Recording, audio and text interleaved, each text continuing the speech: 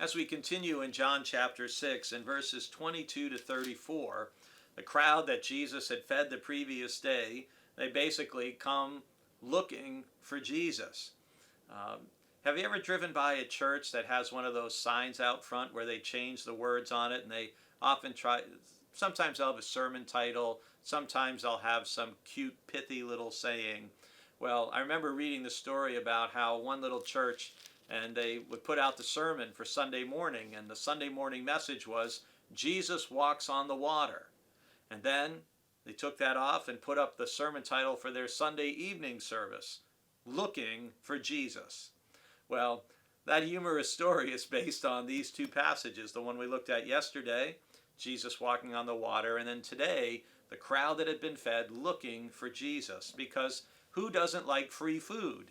And they figured, wow, we had a great meal yesterday of bread and fish, and we can get another free meal if we can find where Jesus is today. And so they found him, it says in John 6, verse 25, on the other side of the sea. And they ask how he got there. And Jesus basically says to them, I know you're looking for me just because you ate your fill yesterday.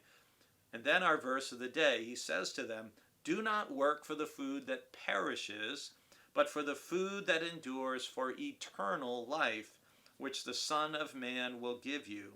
For it is on him that God the Father has set his seal. So, as we often see in John's Gospel, we have symbolic language and multiple levels of communication going on. They come looking for more physical bread. Jesus tells them, don't be coming looking for physical bread because, that food perishes. And any of us, I don't know what your refrigerator looks like, but if you leave any amount of food in your refrigerator, or if you leave bread in your pantry for too long and you don't eat it, what happens? It goes bad. And so Jesus says, don't work for that sort of food, but look for the food that is eternal, that endures for eternal life, which he's going to give them. Now the response of the people is, what must we do to perform the works of God? Because so often as human beings, we think we have to earn God's approval. We have to earn God's love by doing something. And sometimes I've had conversations with people as they're near the end of their life, and someone will say something like, I hope I've done enough good to get into heaven. And I always have to remind people, that's actually not how we get into heaven. It's not about what works you have performed. The only work, Jesus says in verse 29, is this is the work of God, that you believe in him whom he has sent. And that is that we believe in Jesus, that God sent Jesus from above to come down to earth to give life to the world.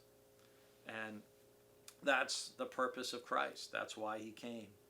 And